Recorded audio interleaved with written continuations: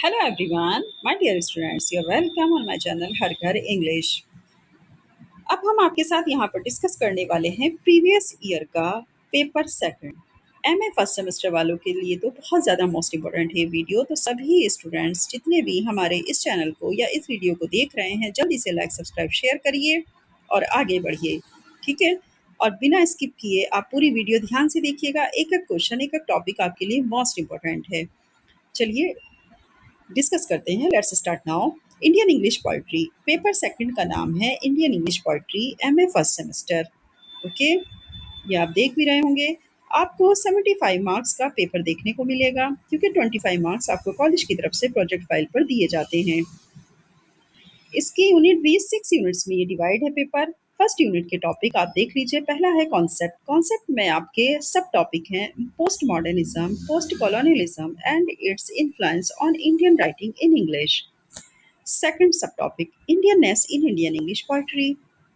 Third, contemporary Indian English poetry post-independence.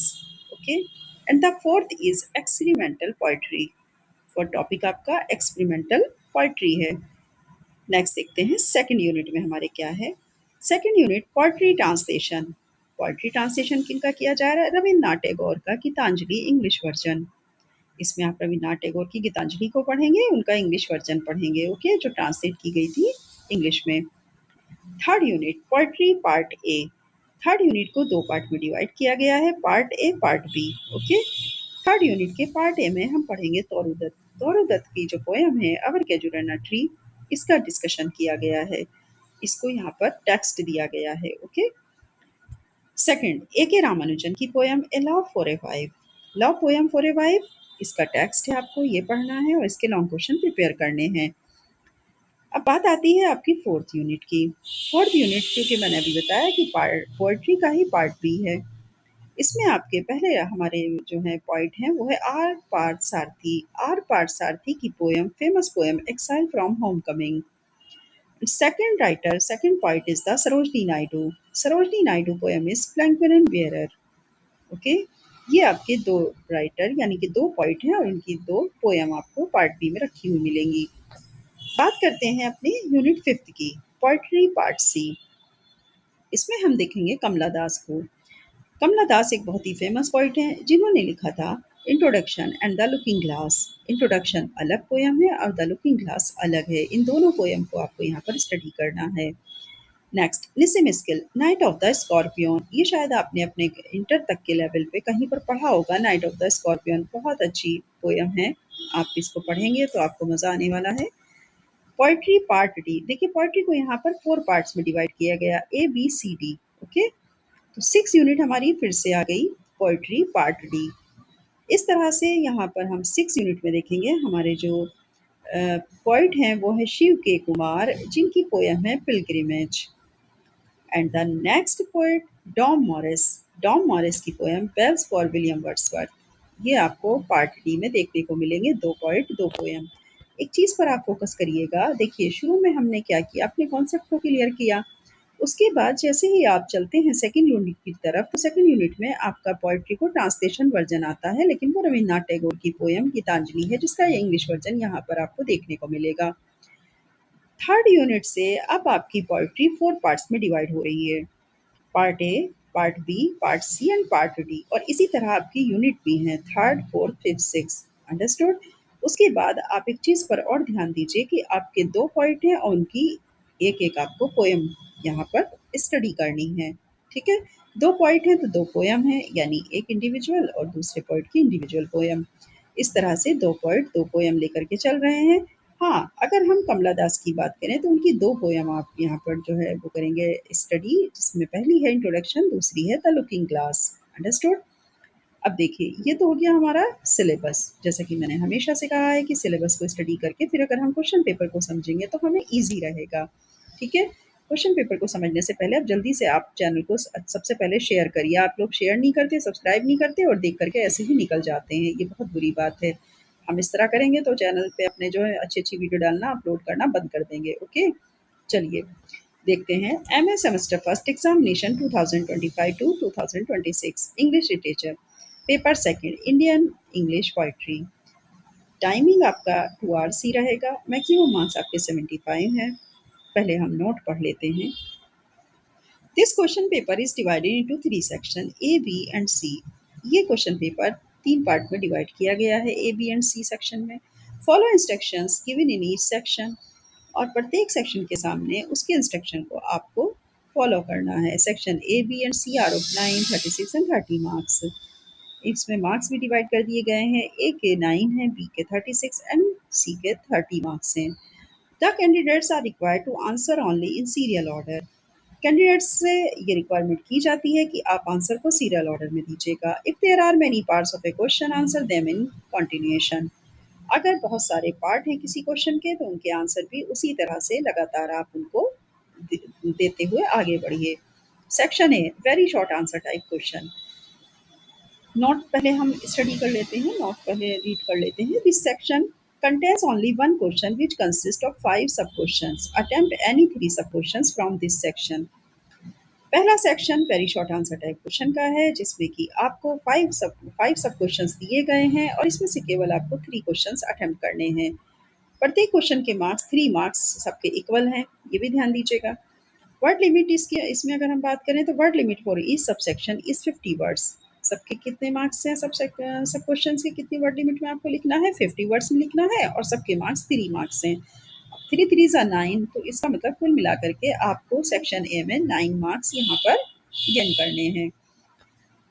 देख लेते हैं क्वेश्चन नंबर 1 के सब क्वेश्चंस को। A, define post modernism. आपसे कहा जा रहा है पोस्ट मॉडर्निज्म को डिफाइन करिए। B, what you understand by Indianness in Indian English poetry. आप क्या समझते हैं Indianness in Indian English poetry में, भारतीयता के बारे में आप क्या समझते हैं।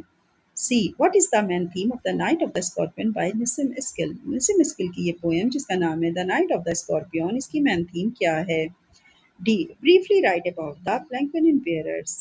आपको संक्षिप्त रूप में लिखना है प्लैंक्टन बेयरर के बारे में। E, what is experimental poetry. Experimental poetry क्या है। इस तरह से आपसे वेरी शॉर्ट टाइप के क्वेश्चन पूछे जाते हैं। जब तक आप क्वेश्चन के सेंस को नहीं समझेंगे तो आंसर भी आप अच्छे से नहीं दे पाएंगे, इसलिए मेरे साथ बने रहिए और अपने क्वेश्चन को अच्छे से समझते हुए चलिए कि आंसर को किस तरह से देना है। सेक्शन बी आता है शॉर्ट आंसर टाइप क्वेश्चन का। Note, this section contains only one question which consist of 7 सब क्वेश्चंस। यह सेक्शन की अगर हम बात करें तो इसमें केवल एक क्वेश्चन है जिसका नाम है नंबर 2। ठीक है, इसमें 7 सब क्वेश्चन है। अटेम्प्ट एनी 4 सब क्वेश्चन फ्रॉम दिस सेक्शन। कोई 4 सब क्वेश्चन आपको इसमें से कर लेने हैं। ईच सब क्वेश्चन कैरीज 9 मार्क्स। सभी सब क्वेश्चन के मार्क्स 9 हैं। वर्ड लिमिट फॉर ईच सब question is 225 words. Word limit की बात करें तो सबको आपको अलग अलग 225 वर्ड्स में लिखना है। मतलब एक क्वेश्चन का आंसर आपको 225 में देना है, नेक्स्ट का फिर से 225 में, इस तरह से करना है। ओके, अब हम नंबर 2 के देखते हैं सब questions. A, write a short note on Kamala Das poetic diction. Kamala Das के पोएटिक शैली के ऊपर शॉर्ट नोट लिखिए। डिक्शन कहते हैं शैली को। Okay. B, इल्यूसिडेट the theme of अर्केजुराना tree bye तोरुदत्त। तोरुदत्त की अवर कैजुरेना ट्री की थीम को इल्यूसिडेट करिए, यानी एक्सप्लेन करिए, व्याख्या करिए। C, critically evaluate pilgrimage by Shiv K Kumar. Shiv K Kumar द्वारा लिखी गई पिलग्रिमेज पोएम को क्रिटिकली इवेलुएट करना है, आलोचनात्मक मूल्यांकन करना है। D, explain with reference to the context. आपको एक्सप्लेन करना है रेफरेंस टू द कॉन्टेक्स्ट को, क्योंकि नीचे आपको क्या मिल रहे हैं देखने को, आपको स्टेंजाज मिलेंगे। ठीक है, तो उनका आपका reference to the context explanation के साथ देना है। जैसे आप देख ही रहे होंगे, सॉफ्टली और softly we bear her long. And E, explain the reference to the context. अब आपकी मर्जी है, आप इसमें से एक या दो जितना भी आपको समझ में आते हैं उसका explain the reference to the context कर दीजिए। देखिए, E with reference to the context आपसे कह रहा है, एफ भी यही बात कह रहा है, explain with reference to the context F. जी, explain with reference to the context. इस तरीके से आपको यहाँ पर ये क्वेश्चन देखने को मिलेंगे, तो ध्यान से पढ़ के जाइएगा।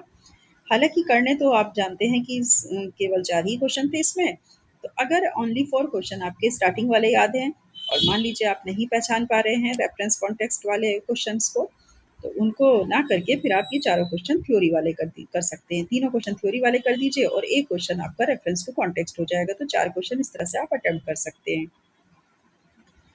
अब बात आती है सेक्शन सी की। Note this section contains only one question which consist of 4 सब क्वेश्चंस। जैसा कि हम जानते हैं कि इस सेक्शन में हमारे एक क्वेश्चन दिया गया है जिसके 4 सब क्वेश्चंस हैं। अटेम्प्ट एनी 2 सब क्वेश्चंस फ्रॉम दिस सेक्शन। केवल 2 ही क्वेश्चन आपको अटेम्प्ट करने हैं। ईच सब क्वेश्चन कैरीज 15 मार्क्स। प्रत्येक सब क्वेश्चन का 15 मार्क्स है, यानी अलग-अलग 15-15 है। वर्ड लिमिट फॉर ईच सब क्वेश्चन इज 475 वर्ड्स। 475 475 शब्दों में आपको अपने इस एक लॉन्ग क्वेश्चन को लिखना है। बात समझ में आई? कितने वर्ड लिमिट है? 475, यानी ऐसे टाइप आपको लिखना है ये। देख लेते हैं। A critically evaluate the main contents of the poem introduction by Kamala Das. Kamala Das के द्वारा लिखी गई इंट्रोडक्शन पोएम के मेन कंटेंट को क्रिटिकली इवेलुएट करिए, यानी आलोचनात्मक मूल्यांकन करिए। किसका? जो पोएम थी कमला दास की इंट्रोडक्शन, उसका। B question discuss the theme of the palanquin bearer by Sarojini Naidu. Sarojini Naidu की जो पोएम है द पेंगुइन बियरर्स, इसकी थीम को डिस्कस करिए। Question number C what is post colonialism and what is its influence on Indian writings in English. Post colonialism क्या है, इसने Indian writing in English को कैसे प्रभावित किया है। ठीक है, पोस्ट कॉलोनियलिज्म क्या है और इसने हमारी इंग्लिश राइटिंग में हमारे जो इंडियन राइटिंग थी उसको किस तरह से इन्फ्लुएंस किया है, तो इसके प्रभाव को यहाँ पर आपको बताना रहेगा। D write the critical appreciation of Gitanjali by Rabindranath Tagore. Rabindranath Tagore के द्वारा लिखी गई गीतांजलि को क्रिटिकली एप्रिसिएशन दीजिए, यानी कि आप आलोचनात्मक व्याख्या करिए। कुल मिलाकर के ये आपके 4 क्वेश्चन हैं, आपको इसमें से 2 क्वेश्चंस अटेम्प्ट करने हैं। ठीक है, आई होप आपको बहुत अच्छे समझ में आ गया होगा। अपना पेपर भी और अपना सिलेबस भी मैंने पूरी कोशिश की है कि आपको अच्छे से समझ आ जाए।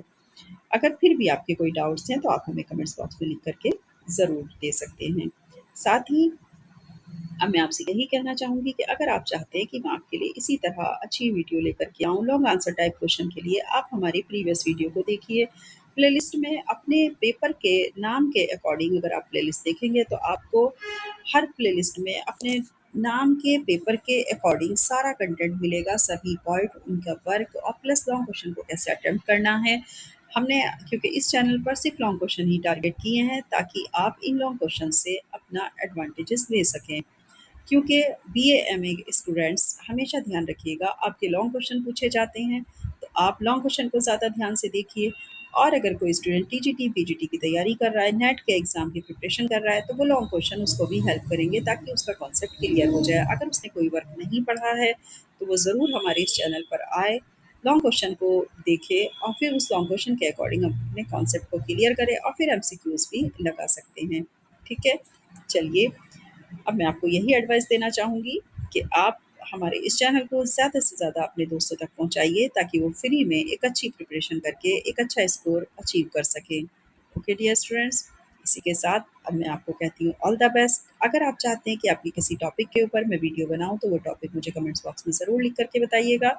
कोशिश करूँगी कि मैं आपके बताए गए उसी टॉपिक के ऊपर वीडियो बनाकर अपलोड करूँ। Okay, bye bye, all the best. Next video में फिर मिलेंगे, तब तक के लिए ऑल द बेस्ट।